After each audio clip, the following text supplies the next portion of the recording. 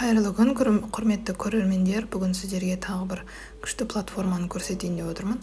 Бұл жерде балаларға осындай ойын ойнатуға болады. Балалар яғни ойнап отырып сөздерді қайталайтын болады. Мысалға, мына жерде тапсырма беріледі. Find the kitchen деп тұрады, кухняны, ас үйді тап деп тұр. Бала соны дұрыс тауып, санның үстінен басу керек, немесе бөлменің үстінен басу керек. Мен мына жерде қайта-қайта өшіріп қосып жатырмын. Тапсырмасын дауысы что-то шықпай тұрған сияқты көрініп тұр. Сол үшін қайта-қайта дауысын шығарып қосып көріп жатырмын. Осылай тапсырмалар орындайды. Әр тақырыпқа, әр пән бойынша тапсырмалар бар. Енді менде қазір 5-ші сынып Home and Away білесіздер ғой, сол тақырып бойынша өтіп жатқандықтан мен өзім 5-ші сыныбыма осындай платформа арқылы тапсырмалар орындатуды жөн көрдім. Біз Rooms and Furniture өтіп жатырмыз дәл қазіргі моментте, және де сол үшін өзіме осындай ыңғайлы тапсырма тауып алдым. Rooms of the House. Балалар тыңдайды, яғни тыңдалым дағдысын дамытамыз. Одан кейін суретті көру арқылы, сөзді kitchen деген не ол, соның есіне түсіру арқылы сөздерді қайталатамыз.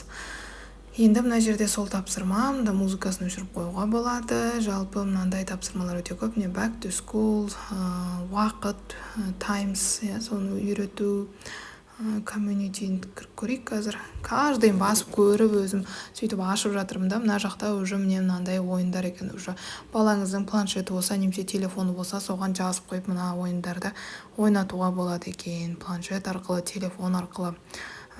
Қайтадан назад дедім. Қазір басқа бір тақырыптарын, басқа бір тапсырмаларын ашып көрейік деп отырмын. Қазір басқа тапсырмаларын көрейік. Мысалы, мына астында 12, 4, 8 деп тұр. Бұл, по-моему, ағылшын тілінде математиканы дамытады. Ағылшын тілінде біз математикамен байланыстырып тоже негізі сандарды өтеміз. Мысалға, 4 plus 4, it is 8 деген сияқты. Мына жерде енді көбейту екен. Ашып көрсем, әрине басқа да оңай түрлерін нете аласыздар, жасай аласыздар, көре аласыздар. Мына жерде бала өзі таңдайды дұрыс вариантын. Енді келесі бір тапсырманы көрейік. Бұл әріптерге байланысты екен. Мысалы, H болса, horse деген сияқты. My schedule, менің сабақ кестем деген, бізде бұндай тақырыптарда бар негізі. 5-ші, 6-ші, 7-ші сыныптарда бар ғой деймін. My routine, my daily routine деп тұрады. Мектепте не істейді. Сосын тағы да пәндер, subjects тоже бар бізде. Қай уақытта не істейді, міне, click, listen and drag деп тұр, яғни тыңдап отырып, әр уақытқа өзінің іс-әрекеттерін сәйкестендіру керек мына жерде. Visit my grandparents, қай жерге қою керек, тоже тыңдап отырып жасау керек. Келесі бір тапсырманы көрейік енді. How often деп тұр, қаншалықты жиі. Яғни біз бұл жерде біз жаңағы нені adverbs of frequency, по-моему, always, never, often, usually деген сөздерді ағылшын тілінде өтеміз ғой. Сол кезде мына тапсырманы ойнатсақ болады екен. Бұл жерде тоже тапсырманы оқып жатыр міне. Енді listen and choose the correct word. Тыңдайды тоже, және дұрыс вариантын таңдап белгілеуі керек. Мен дұрыс емес деп шықты. Never таңдау usually екен, акасы дұрыс жауабы. Sometimes таңдадым, дұрыс емес деді. Сол сияқты бала тыңдап дұрыс жасау керек. Енді міне уақыт көрсеткіштерін айту. Яғни сағат 2 болды, 10 болды, 10 o'clock деген сияқты. Quarter past 10 деген сияқты үйрету үшін осы тапсырманы жасатса болады. Мұнда стрелкаларды қою керек. Тыңдап стрелканы бала дұрыс қою керек тоже. Енді келесі play to win, бұл тоже ойын екен. Жеңіп алу үшін ойна деп тұр. Қазір қандай ойын екен көрейік. Пока загрузка болып тұр ортасында. Ортасында playді міндетті түрде басу керек. Содан кейін ойын ашылатын болады.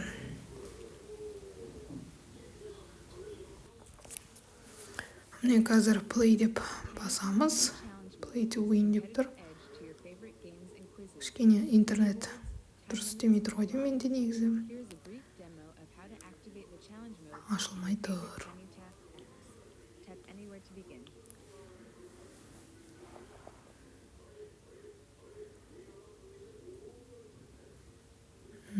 қазір басқаларын көреміз. Міне ойынның өзі шықты. Мұнда бұның өзі бір жеке платформа сияқты ғой. Өзі ішінен ойын таңдайды екен. Fast, simple, fast деп тұр. Fast яғни жылдам.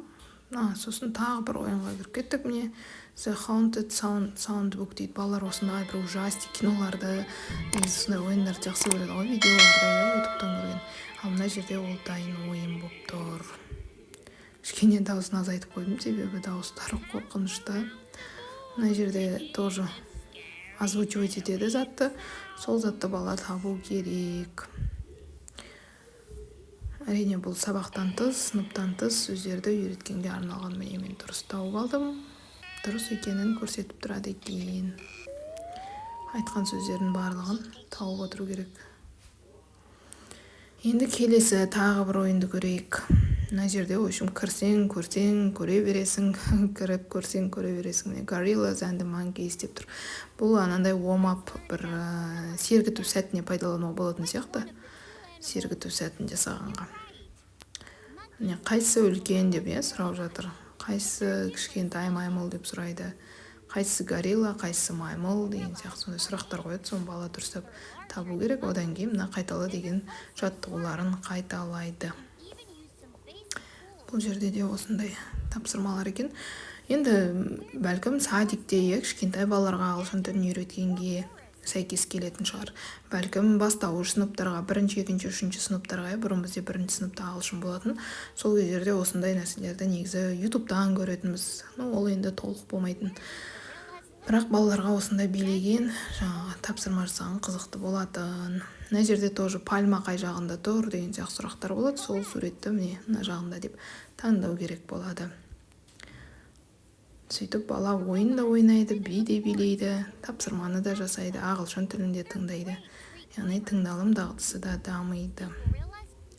Қазір енді келесі ойынға көшейік. Фигуралар міндетті түрде ол да біздің бастауыш сыныптың программасында бар. Circle, square, triangle деп тұр. Фигуралармен жұмыс жасау, яғни біз не істейміз? Тек қана фигуралар таныстырамыз, сол фигураға байланысты заттарды айтамыз.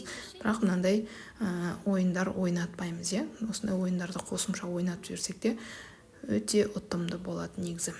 Міне triangle, rectangle, circle деген сияқты, немесе square, circle деген сияқты айтып отырып бала жасаса тіптен жақсы. Тақтаға, интерактив тақтаға шарп қойып жасатса да балалар негізі таласып орындайды сабақта.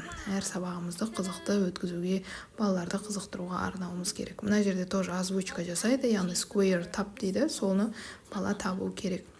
Енді келесі тағы бір ойынға көшейік, тағы бір ойынды көрсетіп жіберейін мүмкін болса. Math, математика, language studies деп тұр, тілдік нелер, English, қай тілді таңдаймыз тоже таңдауға болады. Русский деп орыс тілін таңдап алсаңыздар болады, өздеріңізге ыңғайлы болса. И мында A, B, C каждый әріп бойынша, каждый әріппен жұмыс жасауға арналған тапсырмалар тұр. Мен қайтадан назатты басып, келесі басқа тапсырмаларға көшіп жатырмын. Негізі бұл жерде тіркеліп алып жасасаңыздар да болады, тіркелмей осындай тегін тапсырмаларын орындата берсеңіздер де болады. Мына жерде көріп тұрғандарыңыздай түстерді қайталатуға да болады, басқа да ойындарды. Хэллоуин тоже бар екен тақырыбындағы ойындар, сандар, міне 10-нан 20-ға дейін, 20-дан 100-ге дейін деген сияқты сандардың да жаңағы тақырып бойынша қайталата беруге болады. Оның да ойындары бар екен. Қарап тұрсаңыздар, енді міндетті түрде видео ұнаса тіркеліп алыңыздар, әлі талай қызықты видеолар болады. Бастауыш сыныпқа да арналған, үлкен сыныпқа да арналған осындай онлайн платформалармен қазақ тілінде таныстырып отырамын. Каналыма тіркеліп, жоғалтып алмас үшін және де басқа әріптестеріңізбен бөлісіп кетсеңіздер болады. Әсіресе бастауыш сыныпта істейтін немесе 5-ші 11-ші сыныпта істейтін әріптестеріңізбен бөлісе отырыңыз. Видеодан тамашалағандарыңызға рахмет. Барлықтарыңыздың кері байланыс, комментарийлер күтемін.